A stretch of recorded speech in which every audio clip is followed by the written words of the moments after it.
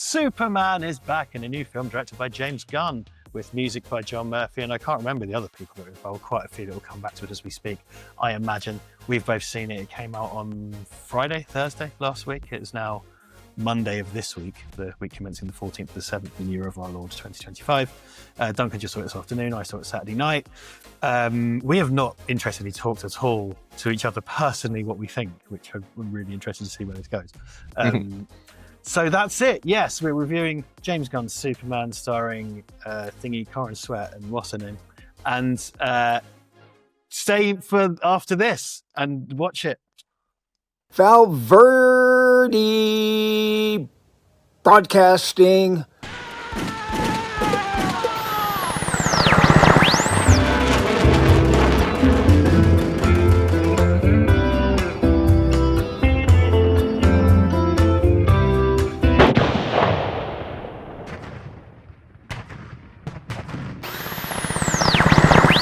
Look, Superman's out. People like it. Well, you know, it's a bit of a mixed bag, but people seem to generally like it. I think it's making money.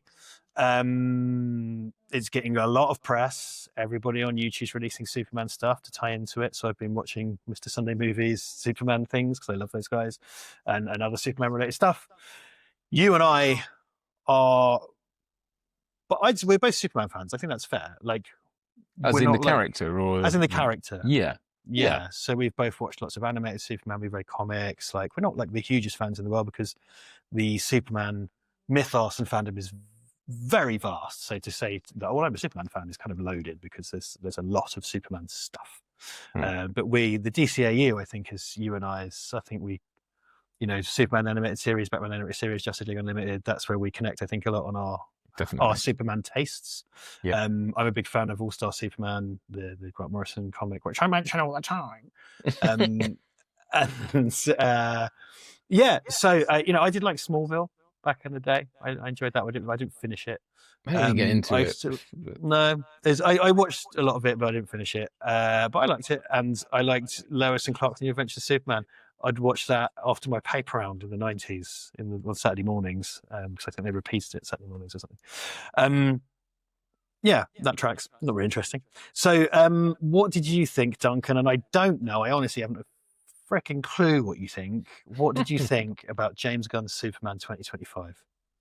Well, I suppose just to preface my thoughts with what my kind of, because you're right, I do the animated series, that's like the Venn diagram, whatever you want to call it, like the apex of our thing. I'm a big fan of Richard Donner's Superman, the movie, which I know you're less a fan of, but I adore that film, partly because it's nostalgic for me. It was one of the first films I remember sort of seeing on TV and kind of being bowled over by it as a kid, and then kept coming back to it. And I came back to it when the DVD came out, and then so it's been with me, I suppose, for most of my life, and it's quite an important film for me in a lot of ways, but it also just introduced me to that character, which I think, it was a big awakening for me in a lot of ways. And subsequent to that, we've had the animated versions. It felt that Christopher Reeve was unassailable for a long time in film. I know they did the TV show.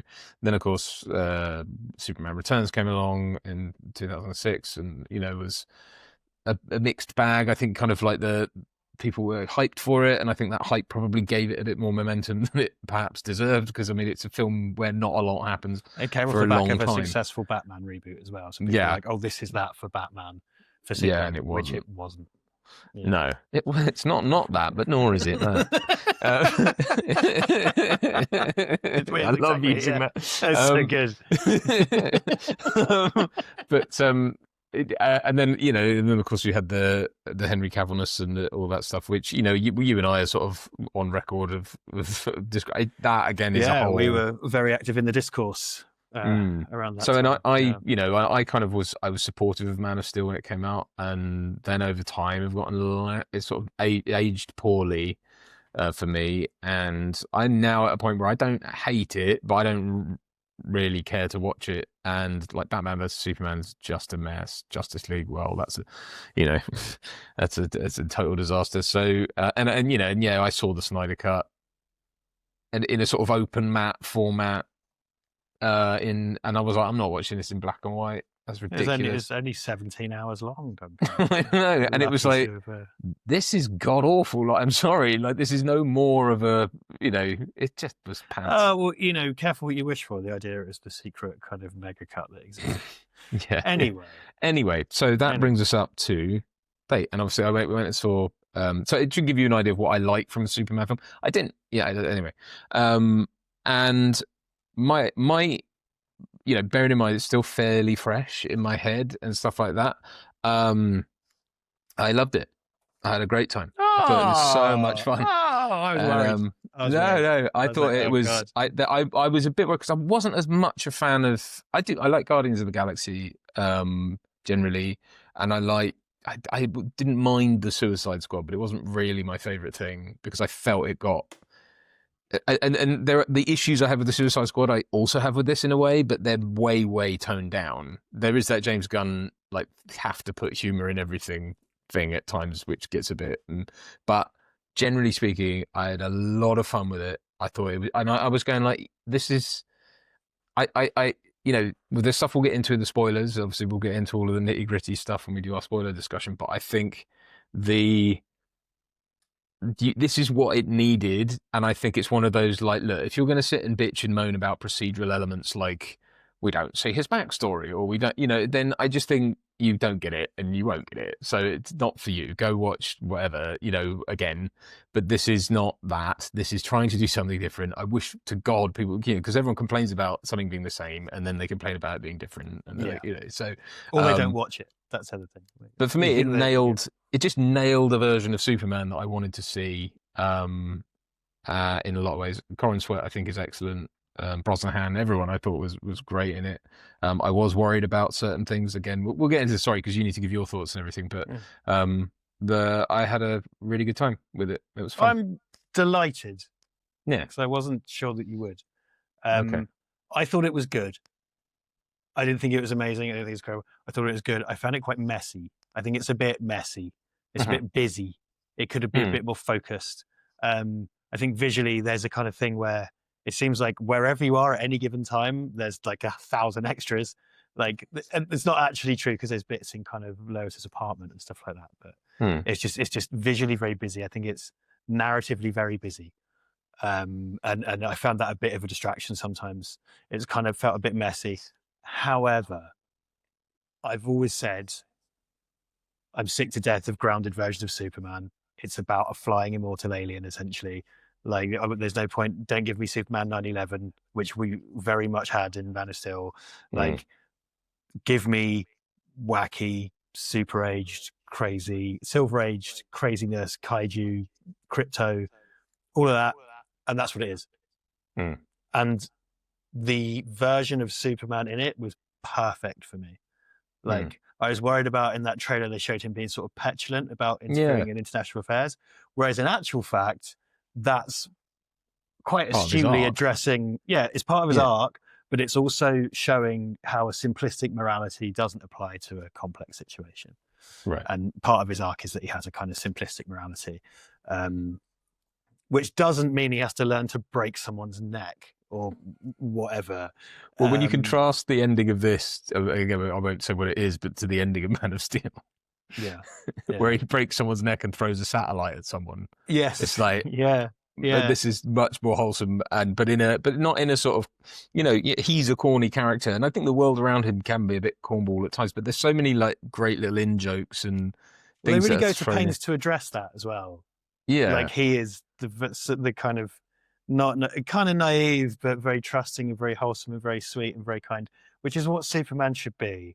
Well, it's his choice to be that way as well, isn't it? That's a big. Well, that's one of the big arc. themes, isn't it? Like, the big theme is about nature versus nurture and finding a family and choosing to be a certain way. I didn't think it was very thematically rich.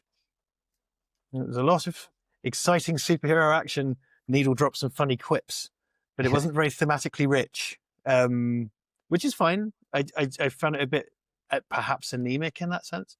Apart from his character, I think. I mean, again, it's simple, but there is a nice arc. There's a point A to B. Very clear. Absolutely. I just felt like there was kind of not much allegory. Yeah, I think there could have been a bit more gravy. Yeah. for me, Right, to use fair. one of my famous food analogies.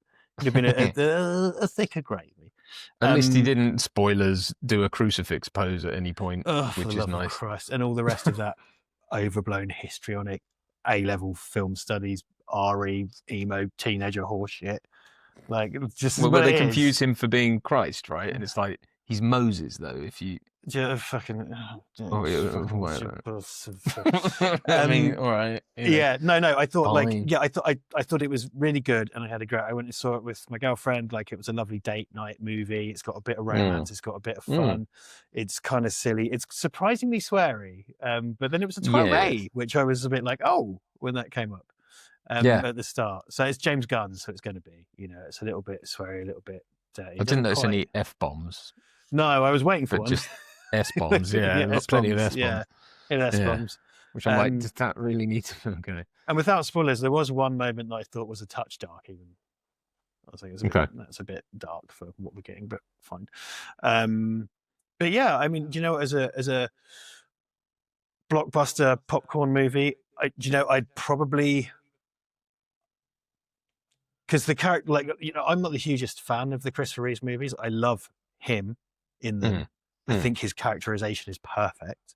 But they are ultimately kind of like, this is Superman in the real world. And it's like, I don't want... People forget that. Yeah, it's like the cynical 70s, and it's kind of like New York, basically. And yeah, people kind got of the going Statue of like... Liberty in it. And the kind of idea is, I guess, the world doesn't see him as Clark Kent because it's far too cynical and not, Which is appropriate for the time. There's something about the first film which doesn't quite... I recognise it as a vastly important film.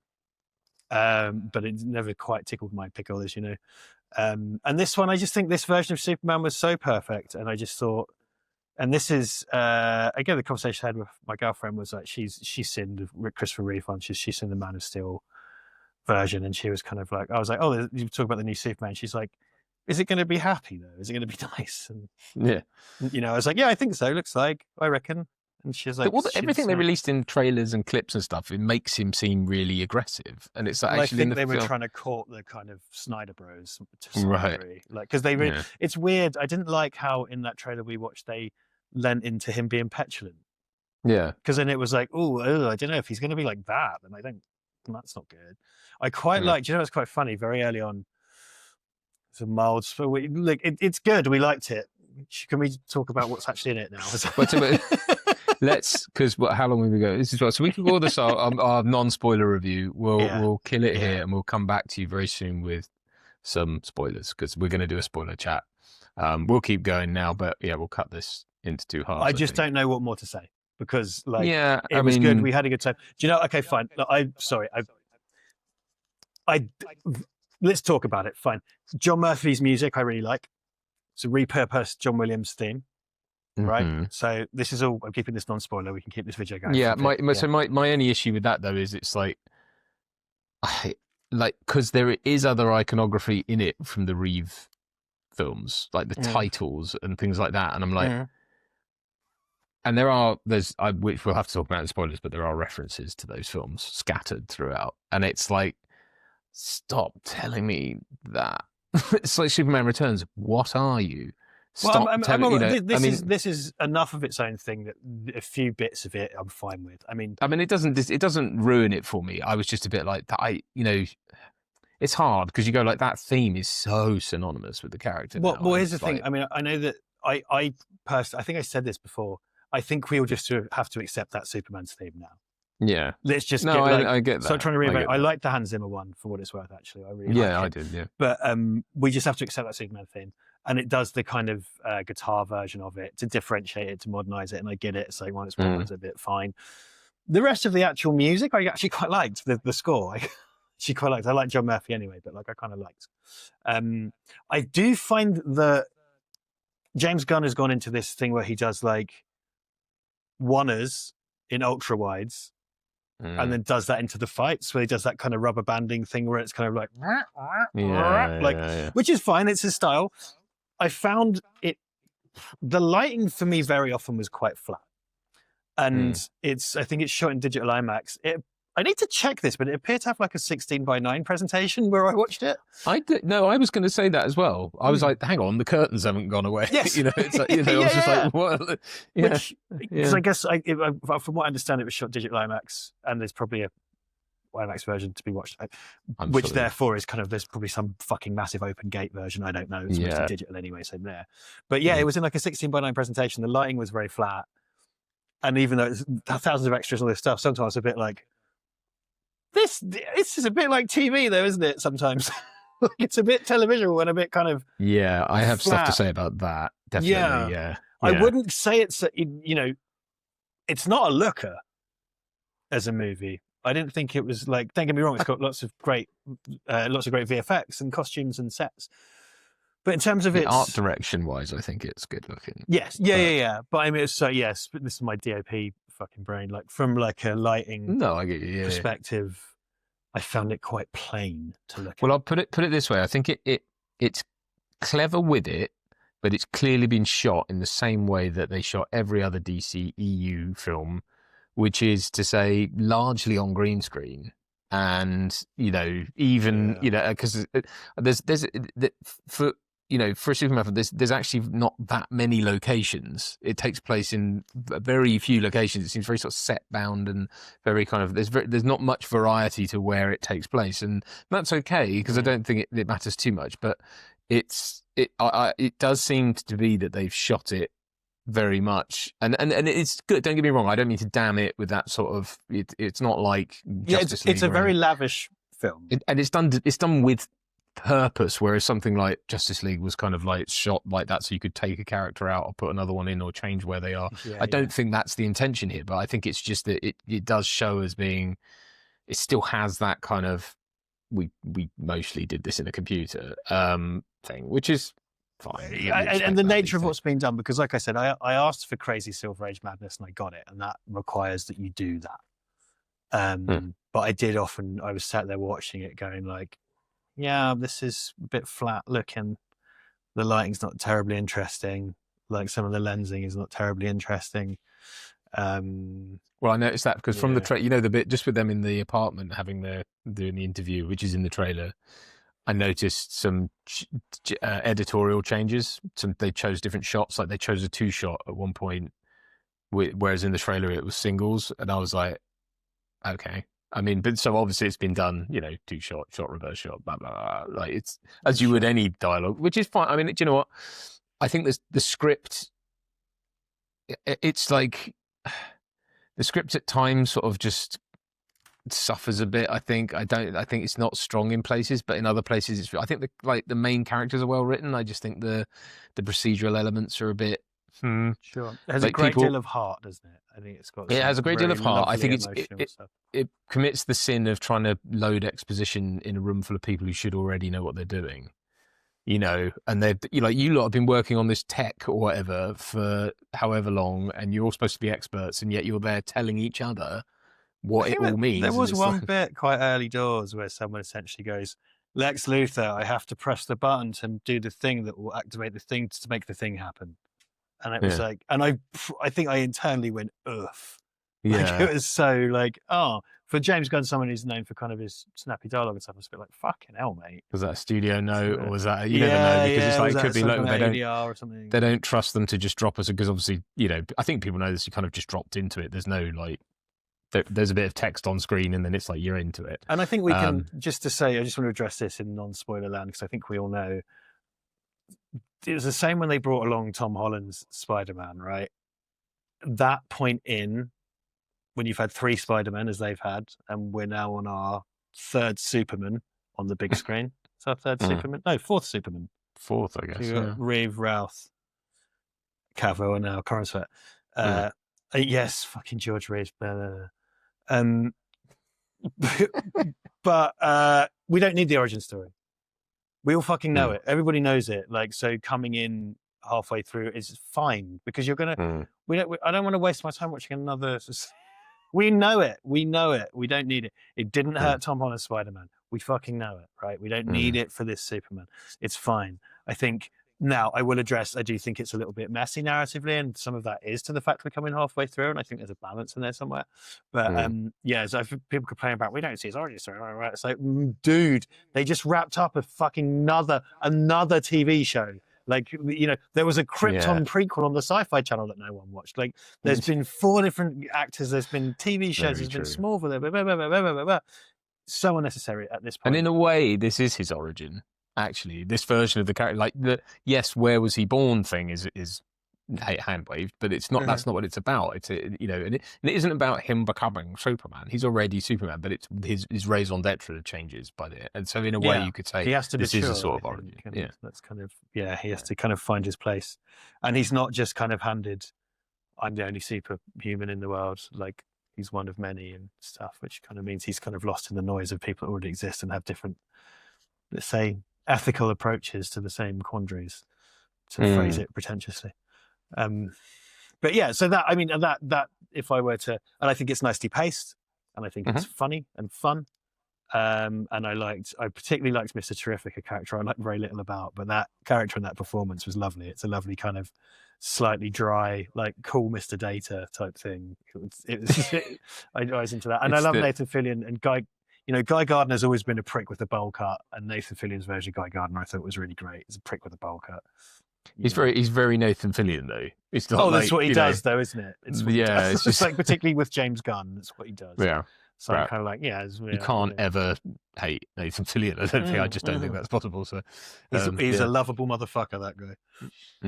Yeah. Well, so that kind of. So there you go. That's it. So I tried to any more to say? So I wanted to get straight into the fucking. Sorry, but I think that's a good gives the ladies and gents a good 21 minutes of non-spoilerness. But we loved it. I think overall, I think it's fair to say, or not loved it, but I really had fun. I think that's all I really. I liked it a lot. It was good. Yeah. So go see it.